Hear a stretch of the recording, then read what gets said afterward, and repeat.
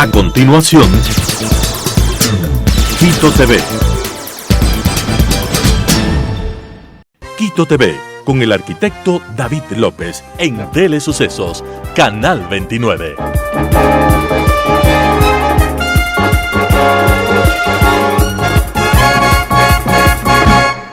¿Qué tal, amigos? Bienvenidos a Quito TV, el espacio de la ciudad, a través de Telesucesos, Canal 29 y 29.1 en televisión abierta, 73 en Extreme TV Cable, 43 en Claro TV, Canal 6 en Cable y 9 en Alfa TV. Y también nos pueden seguir desde cualquier parte del mundo en www.telesucesos.net, es nuestra página web, nuestro streaming, y este programa lo subimos también a YouTube, posteriormente a su emisión al aire como Telesucesos HD.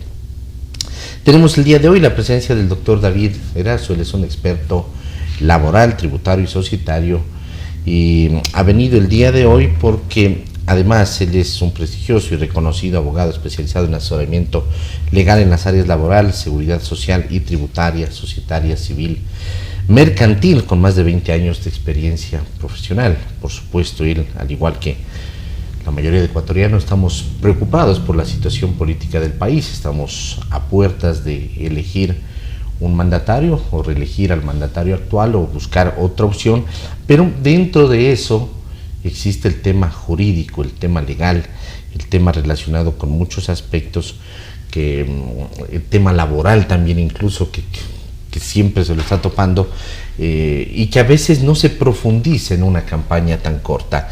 Doctor, ¿cómo está? ¿Cómo ve usted el tema laboral en el país? Bueno, estimado. Bienvenido. Gracias, estimado David. Sí, muchas gracias por la invitación.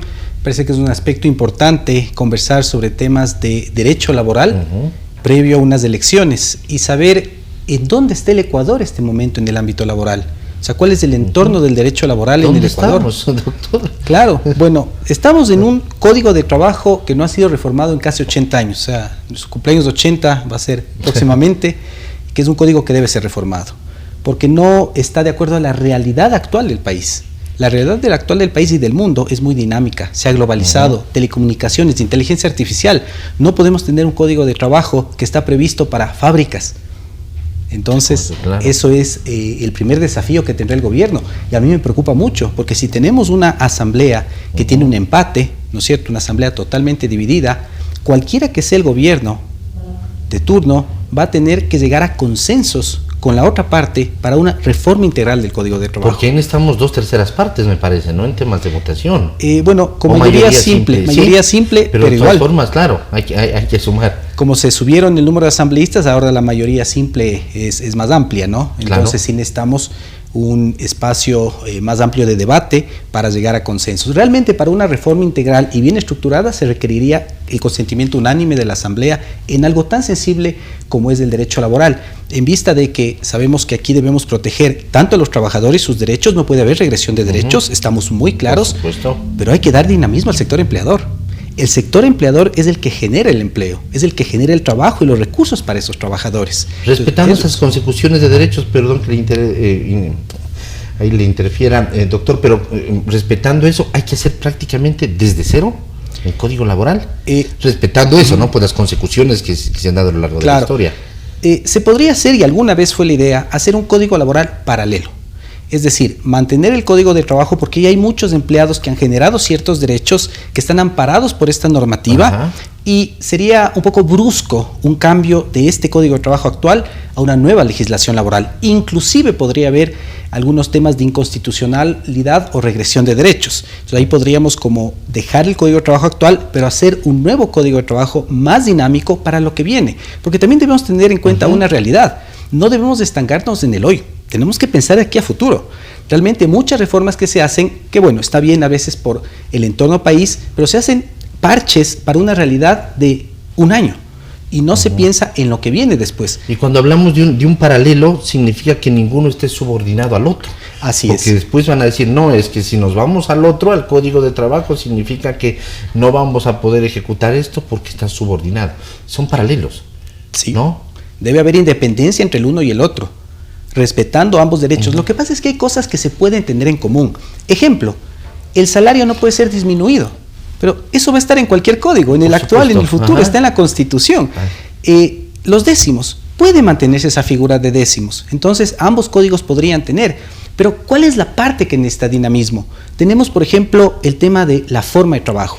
Sabemos que las 40 horas es una lucha laboral que se ha ganado a través de la historia del derecho laboral.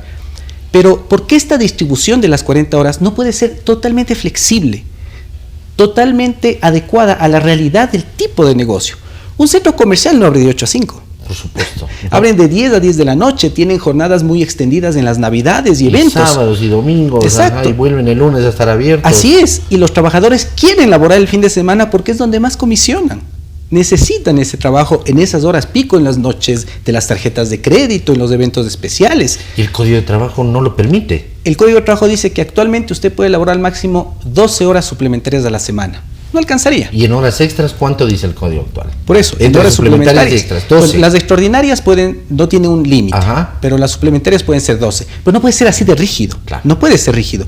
Tiene que el código decir, las partes pacten.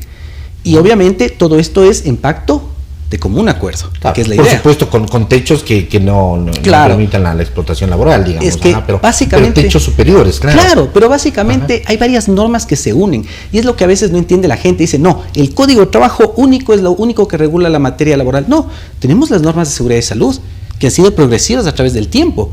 Las empresas ahora tienen una obligación de tener un sistema de seguridad y salud ocupacional muy bien estructurado. Y eso ayuda para que se haga un seguimiento y se sepa si los trabajadores, obviamente con por ejemplo, trabajo en horas extras, van a estar bien en sus derechos laborales, en su salud ocupacional. Entonces hay varias materias que se van combinando porque así es la dinámica del nuevo derecho laboral.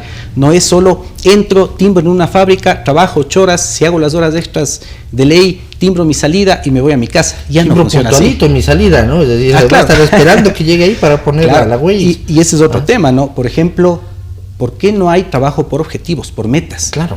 O sea, a veces, si hay industrias que no pueden simplemente ser de 8 a 5. Un trabajador puede decir, yo doy una hora extra, pero esa hora extra, si cumple un objetivo, me puede traer un ingreso extraordinario muy bueno por una bonificación, por llegar a metas.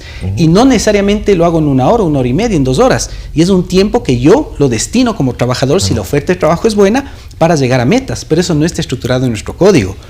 Y, por ejemplo, nuestro código también necesita no solo reformas en el tema de horarios, sino en el tema del dinamismo del pago salarial. El pago salarial tiene que ser más dinámico, no debe ser tan rígido. ¿Es un ejemplo, por ejemplo, doctor, cómo es el pago más dinámico?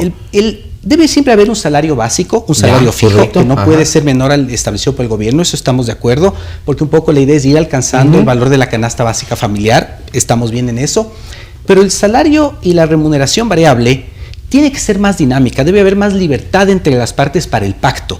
Ejemplo, uno puede pactar comisiones, pero si ya se pacta esas comisiones por escrito y no se pone, por ejemplo, una temporalidad en las mismas, entonces ese pacto es rígido, es piedra, queda para siempre. Entonces, con el dinamismo del mercado, no podemos estar un sistema de comisiones, bonificaciones o incentivos rígido para toda la vida. Entonces, la ley no debe ser tan fuerte en ese sentido y permitir que las partes de mutuo acuerdo vayan reformando, por ejemplo, ese de remuneración variable, de acuerdo a la realidad inclusive del mercado. Y ya nos ha pasado COVID, crisis energéticas, crisis climáticas, crisis económicas. Y tenemos que estar haciendo leyes ese rato de emergencia humanitaria y ese rato tratando de meter cosas temporales, pero exactamente. Que mejor tener ya algo flexible que se vaya adaptando a las circunstancias. Claro. Y eso es un excelente punto. La ley humanitaria, ese es un claro ejemplo de la realidad, ¿no? Ahí vimos cuando el Código de Trabajo no funcionó. Claro. No funcionó, no servía para nada. Era tan rígido que... Así es. Que tuvieron que sacar una ley paralela para tratar de estructurar esa emergencia. Cuando si se tiene un Código de Trabajo más flexible, que permite a las partes que la autonomía de voluntad prime sobre todo, ¿qué es esto la autonomía de voluntad? Que las partes puedan acordar su relación jurídica. Lo puedan hacer libremente, pero cuando no hay ese elemento, nosotros vamos a crear estas leyes temporales que luego son un problema. Tanto es así que justamente la Corte Constitucional se ha pronunciado y ha dicho, hemos revisado la ley humanitaria y encontramos que hay temas inconstitucionales, temas que deben ser revisados por la Asamblea y además que el contrato emergente tiene una falla en la estructura de la redacción. Imagínense, porque se decía que el contrato de emergencia puede terminarse en cualquier momento, libremente, a pesar de haber pactado el plazo determinado en el contrato, lo cual Y a mi criterio también era absurdo. Es decir, lo que ha dicho la Corte Constitucional es que el contrato emergente debe cumplirse el tiempo pactado, no puede terminarse libremente, anticipadamente, sin la indemnización al trabajador.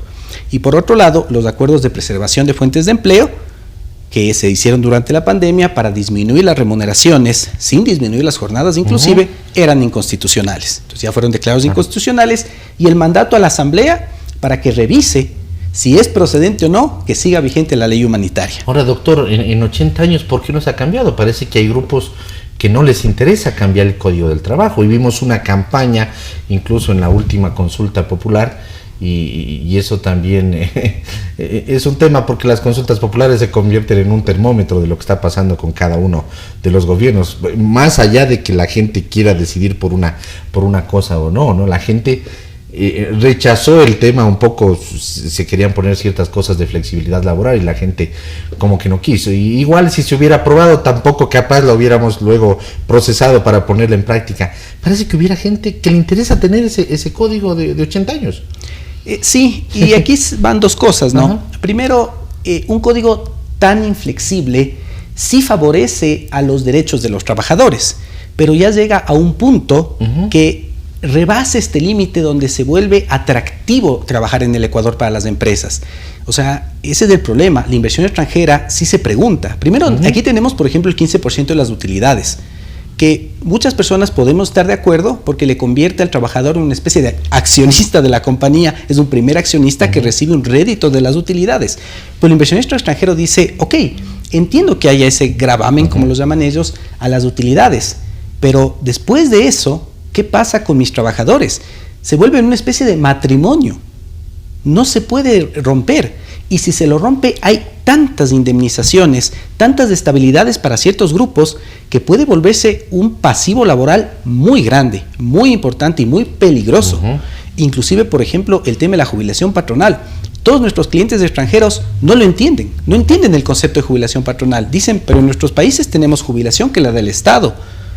Pero ¿qué es esto de que el patrono también? Ir separando un valor a partir de tantos años para después la jubilación patronal. Y la jubilación patronal se ha convertido en una sentencia de terminación de relación laboral. Porque ¿Eso los estaba empleadores, en el Código Laboral original, el Código de Trabajo, o eso lo pusieron como una reforma, no? Eso entró porque el IES todavía no estructuraba una jubilación de su parte. Entonces, obviamente, el trabajador no podía quedar desprotegido. Luego se estructura el IES. Hay la jubilación estatal a través del IES, y ahí debía desaparecer la jubilación patronal. Pero bueno, en ese momento histórico no desapareció, se ha mantenido, y la consecuencia es que todos vemos en todo tipo de industria que lo que hacen los empleadores es realizar un cálculo de cuánto será la jubilación patronal, ven que es equivalente casi a una indemnización por despido y dicen, más bien prefiero terminar esa relación contractual. Y con las empresas del extranjero, claro, lo primero que van a decir es, a ver, mándame el Código de Trabajo de Ecuador, veamos, allá queremos invertir, pero empapémonos un poco. Entonces cogen, primero van a ver un código de los años 40, ya, primer freno, desde ahí, antes de que abran a leerlo, ¿no?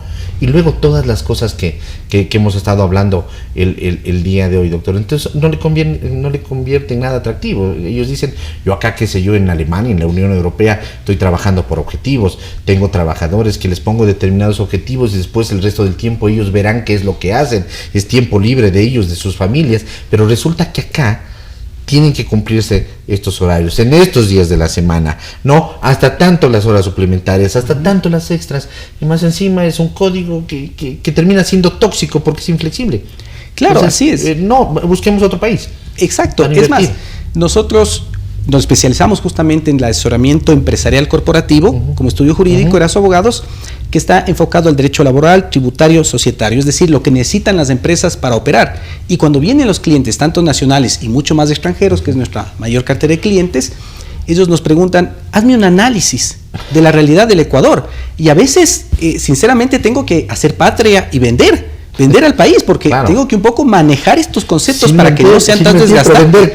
Claro, exacto, pero obviamente viendo siempre lo mejor para mi cliente. Y más bien viéndole o dándole los atractivos jurídicos que puede dar el país, ¿no?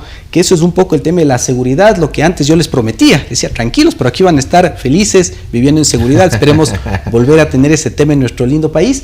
Pero básicamente esa estructura jurídica del derecho laboral tiene que cambiar para ser más atractivo, para generar más empleo, porque muchas veces, ¿por qué hay informalidad? ¿Por qué hay tanta informalidad? Porque el empleador dice, a ver, voy a pagar sueldo y decimos, lo puedo hacer, realmente lo pueden hacer. Tengo que afiliarlo al IES, ok, el IES me va a ayudar en caso de que algo grave le pase al trabajador.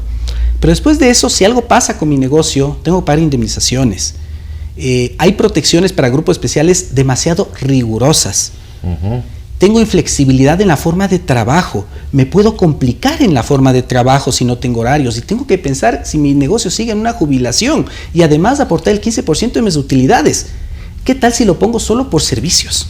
Lo mantengo bajo el radar, le pago sin afiliación y además tengo el Ministerio de Trabajo sobre mí que me cae con inspecciones absurdas que solo son para cumplir, que viene el IES y me hace una inspección de 3 años. O sea, el IES pide toda la información laboral de 3 años. Creo que ni la revisan, pero la piden. Entonces el empleador se ve sofocado en eso y dice, yo prefiero pagarle el semanal y ojalá no me demande. Pero eso es importante modificar para que haya... Esa puede ser de pronto, doctor, uno de los hechos de que tanto emprendimiento termine fracasando, porque somos el país con mayor número de emprendimientos, pero asimismo con el mayor número de fracasos. Y significa que la mayoría de emprendimientos nacen como un negocio familiar y les va súper bien porque los ecuatorianos somos buenos trabajando y comienza a crecer. Y el rato que comenzamos a crecer y necesitamos ya gente de afuera y empezamos con el tema del código del trabajo y ya nos toca poner a gente que termina siendo, digamos, ya parte de nómina y después tienen que salir, tenemos que indemnizar o pasa lo uno, pasa lo otro. Eso termina afectando y desalentando también estos empleos, refiriéndonos a los pequeños, a los que están naciendo, a los emprendimientos. Claro, así es, y ese es un problema en toda la estructura jurídica. Desde el ámbito societario se crearon las SAS, las Sociedades de Acciones Simplificadas, que parecía una buena idea para emprendimientos. Pero realmente lo que hizo la Asamblea es casi copiar la legislación de la compañía anónima y ponerle un S más. Entonces, no está bien regulado. La SAS debería ser más dinámica. Por ejemplo, hay que cumplir casi todas las mismas obligaciones que cumple una compañía anónima. Entonces, desde la parte societaria de la Constitución ya nos complicamos. Hay que reformar. ¿Qué es lo más fácil de la SAS? Sacarla, de pronto crearla. Crearla en línea, es lo único fácil. Nada más. De ahí el resto son las mismas obligaciones a través del tiempo. Entonces, ahí primera reforma. Una vez creada la compañía, ok, viene el aspecto fiscal, tributario. Debería haber una carga más flexible al régimen tributario. Yo sé que estamos en el régimen RIMPE, que es un régimen simplificado de imposición, pero en obligaciones son las mismas. Entonces sí debería haber un esquema más sencillo para que estos emprendimientos, hasta que ya crezcan, puedan tener un sistema tributario más flexible, más amigable inclusive, con menos imposiciones. Si están creando compañía, están generando empleo, denles atributos fiscales, denles escudos fiscales muy agradables, muy atractivos, muy sólidos, para que ellos crezcan. Es decir, no mando el dinero de impuestos al Estado, eso hacen los grandes. Yo genero empleo, yo genero en mi comunidad ingresos a la gente. Y luego obviamente viene el régimen laboral, que en el tema del emprendimiento debería ser mucho más flexible. Hay un contrato de emprendimiento que es mediante acuerdo ministerial creado, que es un poco un remiendo de las cosas, pero debería estar ya a nivel de ley y con una flexibilidad para la contratación y la desvinculación. Hay que ser sinceros en esto, se necesita desvinculaciones más flexibles. Dale ese atractivo para que el empleador diga, yo contrato, y lo contrato con todos los derechos, porque sé que si algo no va bien, va a haber una desvinculación, pero no va a ser tan amplia, tan costosa, tan onerosa. Entonces todo el sistema sería así. Hemos escuchado, doctor, algo en estas dos campañas, en estas dos opciones que tenemos para la segunda vuelta respecto a lo laboral. Yo no recuerdo, de pronto lo toparon superficialmente, pero no he escuchado de que existe un debate, por ejemplo, sobre el Código de Trabajo. He revisado los planes de gobierno, he estado muy atento y he seguido las redes sociales de los candidatos, he visto los debates y no han dicho nada referente al Código de Trabajo. Se habla de yo creo 2 millones de empleo, el otro dice yo creo 1 millón de empleos, y eso es lo único que se ha hablado de trabajo. Y también yo creo que es un tema político. Hablar de una reforma del Código de Trabajo es hablar de un costo político altísimo, porque realmente es una decisión valiente. Es una decisión donde hay que hablar con muchos grupos y saber, por ejemplo, al tema sindical, manejar muy bien este tema, ¿no? Porque los sindicatos sí tienen mucho recelo referente a reformas laborales. Ellos creen que van a perder totalmente todos los derechos de los trabajadores. Entonces hay que saber en mesas técnicas explicar muy bien cómo son las reformas, cómo aplicarían. Y aquí, por ejemplo, cuando se hace una reforma a la ley, sí sería importante que se invite a expertos en el área para que hagan supuestos de lo que va a suceder. Yo he visto en reformas legales que no pensaron, y si pasa esto, ¿cuál será la consecuencia? Y en este escenario, ¿qué haríamos? Claro, y no se hace, simplemente se hace una reforma, se escribe como creyeron en ese momento y no sirve, no es dinámica. Entonces, como hay ese costo político tan alto, realmente los candidatos no han dicho absolutamente nada referente a una reforma al Código de Trabajo. Ni siquiera reformas parciales. Claro, y esto al fin y al cabo termina también cayendo en el tema de la informalidad, porque las empresas necesitan gente que trabaje.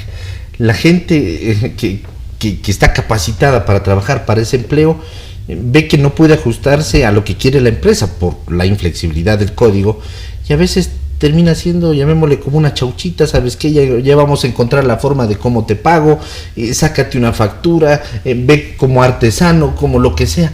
Y todo termina, más vale, incentivando y alentando la informalidad. Y la solución para eso era, por ejemplo, el trabajo por horas. Pero hay que cambiar la Constitución, hay que reformar o derogar el mandato constituyente número 8 y sacar el costo político de hablar del trabajo por horas, porque parece una mala palabra. Claro.